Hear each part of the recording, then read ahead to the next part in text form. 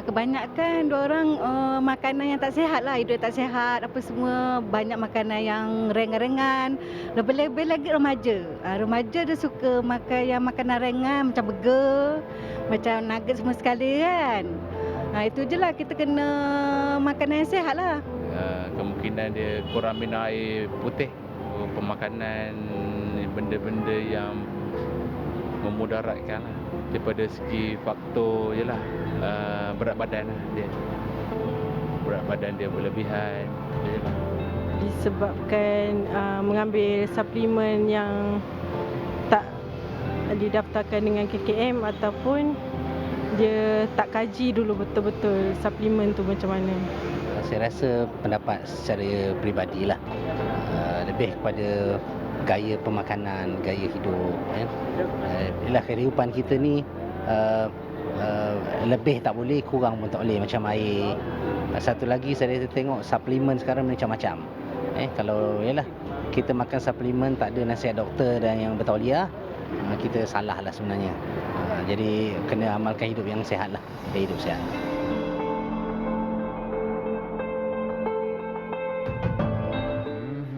Macam-macam pandangan mereka. Betul, ya. macam-macam. Tapi Ada rata-rata yang macam doktor. Wow. Ada yang macam kan macam pandai jawab. Tapi betul dia. tau pandangan mereka. Saya setuju. Betul. Bijak-bijak orang kita. Tapi rata-ratanya tadi awak dengar kenapa? Rata-ratanya sebab ialah tak jaga pemakanan kan, mungkin gaya hidup yang tak sihat, dan juga ada seorang tu puan tu kata apa, remaja salah makan. Maksudnya makan bukannya remaja yang salah makan ya. Semua usia pun kalau kita tak jaga remaja makan. pun, bapak-bapak remaja pun ya kadang-kadang. Ya, Baik, alhamdulillah. Jadi betul. kita nak bercerita tentang awas masalah buah pinggang bersama dengan dua orang panel kita, bukan sembarang yang kita bawa. Mereka yang lebih arif, bercakap akan sama-sama membincangkan, mengupaskan isu hari ini, iaitu kita perkenalkan Dr. Haji Muhammad Atmam Haji Muhammad Sharif. Ya. Doktor muda sangat lagi ni. Tak adalah muda sangat. Subhanallah, Ketua Pegawai Perubatan Mega Klinik Zahran. Ya, Syukur. Dari mana ni? Daripada Bangi. Syukur, Daripada alhamdulillah. Bangi. Okey, dan di sebelahnya Puan Farah Nadira Abdul Rahman, Pegawai Farmasi UF44 Hospital Kuala Lumpur. Apa khabar? Baik, Ada orang yang jaga Alhamdulillah. farmasi hari ni? Oh ada, ramai. Yang UF44 tu apa? Unit. Bukan, kita punya grade. Grade. Ikut tempoh berapa lama dah Masya berkhidmat. Ni yang hebat lah ni. Hebat ni. 44 dia setinggi-tinggi ni. Kalau ada calik tu tinggi calik dia. Baik, jadi kita biasa kita tengok tadi pandangan orang ramai, dan kita tahu hari ini saya terbaca satu statistik lebih kurang, kalau betulkan saya, pada tahun 2040 dikira-kirakan ada 106,000 bakal pesakit buah pinggang. Betul ke doktor? Okey, betul. Memang pada tahun 2019 perkara ini kita pernah bincangkan oleh kerajaan, di mana statistik yang dijangkakan pada tahun 2040 itu pesakit yang end stage renal failure lah, yang tahap terakhir adalah dijangka mencapai 106,000 orang. Dan pada tahun 2019 sebenarnya pada tahap waktu itu sudah mencapai sebanyak 42,000 orang lah. Jadi satu angka yang sangat besar dan dijangkakan akan lebih meningkat. Sehingga kan pada tahun 2018 kita government juga ada keluarkan satu yang kita panggil National Plan for Healthy Kidneys, yang dibuka atau disediakan untuk tahun 2018 hingga tahun 2025 lah. Jadi itu statistik sikit lah kan, tentang macam mananya pesakit-pesakit buah pinggang yang ada di Malaysia ini. Okey, baik, dengan Puan Farah lah. Kalau dengan Puan Farah farmasi. Okey, cerita farmasi ni tentang ubat. Bila orang cakap tentang sakit buah pinggang ni, orang akan kaitkan dengan itulah banyak sangat makan suplemen, tak tahu tah mana sumbernya. Jadi sebenarnya ubat-ubat yang macam mana yang dikatakan boleh merosakkan buah pinggang? Okey, sebenarnya kalau ambil ubat yang berdaftar dengan cara yang betul, dengan pemantauan daripada doktor, sebenarnya ambil ubat-ubat ni adalah selamat. Kena dos yang betul lah dengan pemantauan daripada doktor. Tapi masalahnya apabila pesakit atau orang awam ambil ubat ni tanpa pemantauan doktor, sesuka hati. Sesuka hati. So contoh yang paling mudah adalah ubat tahan sakit lah, ubat NSAIDs. Tu kalau kita ambil untuk jangka masa yang panjang tanpa pemantauan daripada doktor, maksudnya tak ada jumpa doktor, tak ada review by doktor, ini akan menyebabkan kerosakan kepada buah pinggang lah. Okey. Jadi terutamanya macam ni, ubat-ubat macam nak kurus ke, nak cantik kan, macam lelaki nak sadar.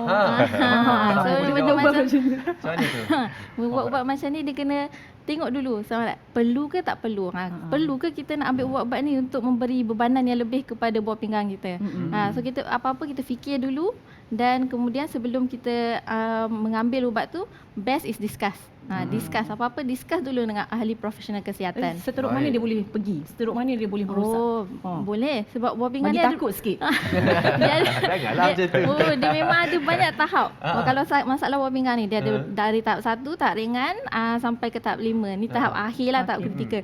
So kalau pesakit tu ambil ubat tu, ubat tu let's say ubat tak berdaftar, dan dos dalam tu tinggi. So dia ambil banyak pula tu.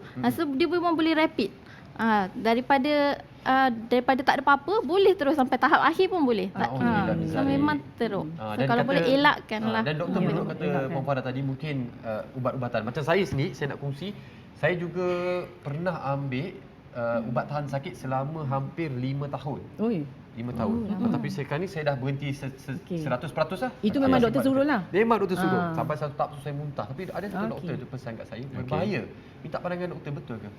Okey, macam yang puan ni cakap, ada bahaya dia. Tetapi dalam jangka masa seperti contoh kisah tadi kan, 5 tahun tu saya pasti adalah di dalam kawalan dan pemantauan doktor. Jadi sebenarnya kita dah calculate dah tu awal-awal. Okey, berapa dos yang sepatutnya, adakah ini berbahaya, adakah side effect, dan kita juga melihat pada side effect semasa dan ke depan sesuatu ubat yang kita bagilah. Jadi dalam kes seperti itu sepatutnya boleh, tetapi yang bermasalah ni adalah mereka yang tidak tahu tetapi dia main taram je. Kadang-kadang main ambil je. Farmasi main beli je. Yes. Jadi kena hati-hati yang kena hati-hati. Okey, baik doktor. Tadi yang macam dekat Kaca TV tadi kita ada video tu, ramai orang awam kata ialah pemakanan remaja ni suka makan benda-benda yang macam fast food dan sebagainya. Sebenarnya apa punca paling utama boleh berlakunya sakit buah pinggang ni, dan usia yang macam mana? Alright. Secara amnya kita boleh tahu punca terbesar penyakit buah pinggang di Malaysia adalah masih lagi sehingga hari ini, yang pertama adalah kencing manis, yang kedua adalah darah tinggi. Dua punca utama. Jadi untuk menjawab soalan tadi, pada saya sangat mudah, iaitu yang pertama, kalau semakin tinggi kita punya prevalence ataupun jumlah penghidap penyakit kencing manis dan juga darah tinggi, maka semakin tinggilah jumlah penyakit buah pinggang. Okay, memanglah penyakit buah pinggang ni ada macam-macam, tetapi kalau yang kita lebih fokus pada kegagalan buah pinggang yang kita ceritakan sekarang, maka darah tinggi dan kencing manis adalah yang paling utama. Kencing manis kalau daripada semua total penyakit buah pinggang yang tahap akhir ni, 64% tu ada kencing manis. Jadi tak boleh nak salahkan remaja juga. Ya betul, dengan pemakanan zaman sekarang ni yang sangat vast, yang sangat tinggi. Kita ada macam-macam Bobati lah, McD ni memang jangan sebut, tak makan lagi. Tak boleh sebut lah. Tak boleh sebut lah. Terliur terus. Tapi basically makanan-makanan segera dan cara pemakanan kita zaman sekarang adalah sangat membimbangkan. Betul. Jadi kalau bercakap tentang faktor pemakanan, benda dah terlanjur, dah termakan tu, dah termakan ni. Jadi kita nak kenal pasti apa simptom-simptom dia, doktor. Macam kita nak pastikan? Baiklah, penyakit buah pinggang ataupun kegagalan buah pinggang ni, simptom awal dia sebenarnya sangat susah untuk kita kena pasti.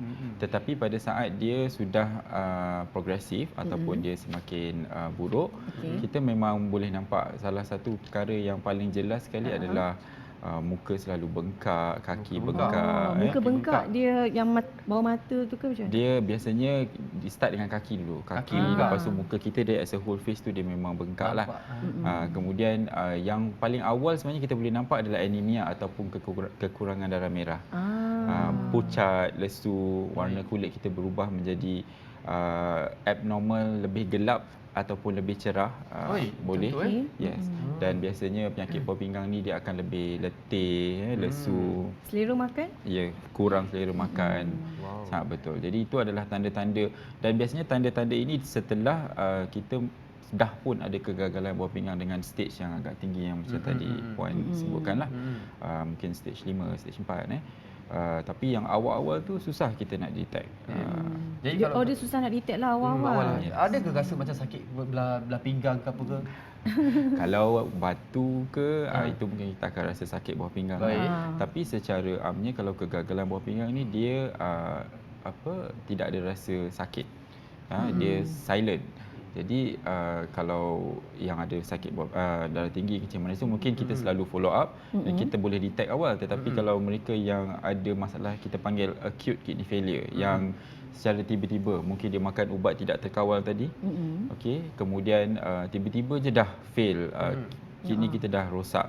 Itu memang tak ada tanda. Itu tiba-tiba tanda-tanda yang seperti saya sebut tadi tu adalah. Tapi itu pun setelah dia jatuh kepada stage yang paling teruk, tahap kelima tadi. Tahap kelima tadi, betul. Okey, dan sebenarnya kalau macam contoh dah sampai tahap 5 tadi.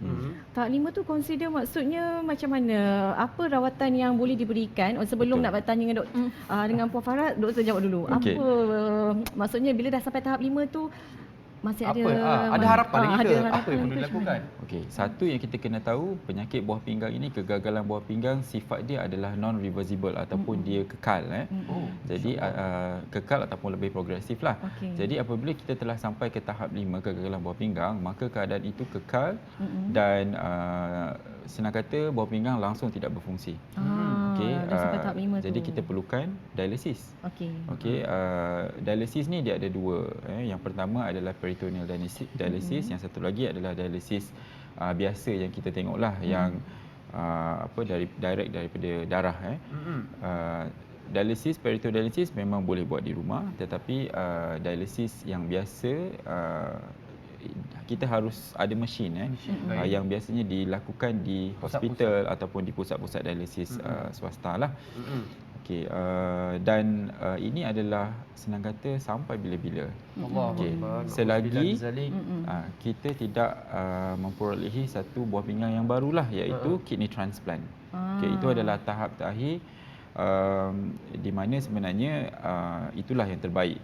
Okey, untuk mereka-mereka yang dah ada kegagalan buah pinggang. Namun kesedaran kita di Malaysia ni mungkin saya boleh sentuh sikit. Kita di Malaysia ni kesedaran kita terhadap organ donation adalah sangat rendah jadi hanya 3 daripada 100,000 orang sahaja yang mendaftar. Dan mendaftar ke? InsyaAllah. Ada borang ke? Itu boleh cari. Puan Farah macam mana kalau ubat-ubatan tu? Sebab bila sampai dah tahap 5 memang bergantung pada ubat lah. Sejauh mana ubat tu membantu untuk kesihatan badan itu ataupun yelah sampai dah tahap 5 ni kan macam doktor kata memang susah sikit. Jadi ubat kalau untuk merawat penyakit buah pinggang ni memang kita ikut tahap dia lah. So kalau untuk tahap awal tu kita kita rawat dia punya underlying disease dia. So kalau punca dia adalah kencing manis, kita bagi ubat kencing manis supaya gula tu terkawal. Sebab kalau gula tu tak terkawal, dia gula ni akan menyebabkan hakisan kepada sel buah pinggang tu. Itu yang menyebabkan kerosakan pada buah pinggang. Jadi kalau untuk darah tinggi, kita bagi ubat tekanan darah tinggi lah untuk kurangkan dia punya blood pressure. Sebab kalau tak terkawal juga, dia akan bagi tekanannya lebih kepada buah pinggang. So membebankan buah pinggang ni. Dia lama kelamaan akan menyebabkan kerosakan. So dia akan progress dari satu tahap ke tahap yang lain. Apabila dah sampai tahap akhir ni, rawatan dia macam yang doktor cakap tadilah memang dialisis. So apa yang ubat-ubat boleh buat adalah untuk mengelakkan komplikasi. Mengelakkan komplikasi ataupun kalau ada komplikasi, kita rawat komplikasi itu. So contohnya kalau pesakit tu HB dia ataupun darah dia rendah, jadi kita akan bagi ubat tambah darah lah untuk pesakit tu, untuk cuba naikkan dia punya HB. Kalau dari segi garam mineral dia ada yang tak cantik, kita akan bagi ubat-ubatan untuk sama ada turunkan ataupun naikkan dalam julat yang sepatutnya. Cari perkara asas dulu, punca dulu. Tapi itu kita bercerita tentang kalau dah sakit. Mungkin daripada statistik Puan Farah, mungkin boleh tak bantu kita nak kena pasti aku ni agak-agaknya dah ada ni sakit buah pinggang. Boleh tak nak cek? Macam mana cara kita nak cek? Mungkin Puan Farah boleh bantu. Untuk cek kita perlu adakan saringan kesihatan. Saringan kesihatan secara berkala lah untuk orang-orang yang sihat. Sekurang-kurangnya setahun sekali. Setahun sekali. Yang memang sihat lah, yang memang sihat.